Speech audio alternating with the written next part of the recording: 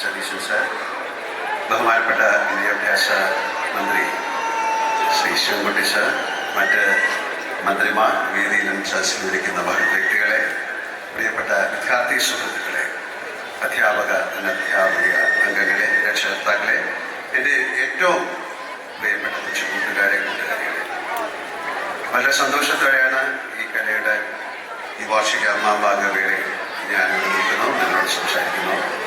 ബഹുമാനപ്പെട്ട മന്ത്രി പറഞ്ഞ പോലെ എന്ത് വേഷം ഇട്ടുകൊണ്ടാണ് വരുന്നത് ഒരു വലിയ ചർച്ചാ വിഷയമായിരുന്നു. അപ്പം എല്ലാവരെയും സന്തോഷിപ്പിക്കുന്ന രീതിയിൽ കഥ ധരിച്ചു. പിന്നെ കുട്ടികൾക്ക് വേണ്ടി കുറച്ച് വീശി. എല്ലാവരെയും ഒരുപോലെ സന്തോഷിപ്പിക്കാൻ പറ്റില്ല. അപ്പം എന്തായാലും ഇത് ഏറ്റവും നല്ലൊരു വേഷമാണ്. ഞാൻ കൈത്തറിക്ക് വേണ്ടിയിട്ട് ബ്രാൻഡ് അംബാസിഡർ അല്ല, ഗുഡ് അംബാസിഡറായിട്ടൊക്കെ ചെയ്യുന്നതാണ്. എനിക്കിഷ്ടപ്പെട്ട വേഷമാണ്.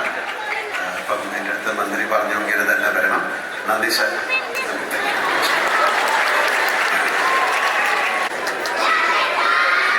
ഞങ്ങളുടെ ഏറ്റവും വലിയ ഇപ്പം സ്പീക്കർ പറഞ്ഞ പോലെ അദ്ദേഹത്തെ വളരെ അടുത്ത ആൾക്കാരാണ് എന്നാണ് വിളിക്കുന്നത്.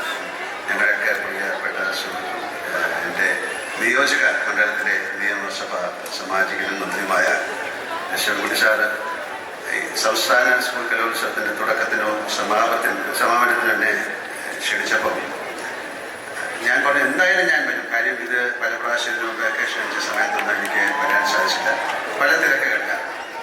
എന്തായാലും ഇന്ന് ഇത്രയും വലിയ ഒരു ചടങ്ങിൽ വന്നില്ലായിരുന്നെങ്കിൽ അതൊരു വലിയ നഷ്ടമായി പോയെന്ന് ഞാൻ കരുതുന്നു. എന്തായാലും എന്ത് അസൗകര്യം ഉണ്ടായാലും ഇന്ന് വരണമെന്ന് ഞാൻ വിചാരിച്ചത്.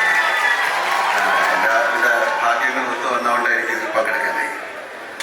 അതിലെനിക്ക് നിങ്ങളെക്കാളൊക്കെ വളരെയധികം സന്തോഷമുണ്ട്. അതിൻ്റെ കാരണം ഇപ്പോൾ മാറ്റിവെക്കുന്ന കലയുടെ ഏറ്റവും വലിയ ആഘോഷങ്ങളിലൊന്നാണ് നമ്മുടെ സംസ്ഥാന സ്കൂൾ കലോത്സവം. കലാകാരൻ എന്നത് കൊണ്ട് തന്നെ എനിക്ക് ഈ വേദിയോട് അത്രമേൽ ആദരവാണ് ഉള്ളത്. മുമ്പ് യുവജനോത്സവത്തിനും കലോത്സവത്തിനും വളരെ വലിയ പ്രാധാന്യമുണ്ടായിരുന്നു. കലാതിലകങ്ങൾക്കും കലാപ്രതിഭകൾക്കും എന്നൊക്കെ സിനിമാ താരങ്ങളുടെ അത്ര താരപ്രഭയുമുണ്ടായിരുന്നു. ടിവിയിലെ നൃത്ത സംഗീത മത്സരങ്ങളും ഇന്റർനെറ്റും സാമൂഹ്യ മാധ്യമങ്ങളൊക്കെ ഉണ്ടാകുന്നതിനും മുമ്പത്തെ കാര്യമാണ് ഞാൻ ഈ പറയുന്നത്. അന്ന് സ്കൂൾ തലത്തിൽ തുടങ്ങി സബ് ജില്ല, പിന്നെ സംസ്ഥാന തലങ്ങളിൽ നടക്കുന്ന യുവജനോത്സവങ്ങളിലും സർവകലാശാല യുവജനോത്സവങ്ങളിലൊക്കെ മാത്രമായിരുന്നു ബാല കൗമാരികൾക്ക് തങ്ങളുടെ കലാശേഷി പ്രകടിപ്പിക്കാനുള്ള ഒരു അവസരം. ഏഷ്യയിൽ തന്നെ ഏറ്റവും കൂടുതൽ ആൺകുട്ടികൾ അക്കാലത്ത് പഠിച്ചിരുന്ന തിരുവനന്തപുരത്തെ കേരള ഗവൺമെൻറ് മോഡൽ ഹൈസ്കൂളും അവിടെയാണ് ഞാൻ പഠിച്ചിരുന്നത്.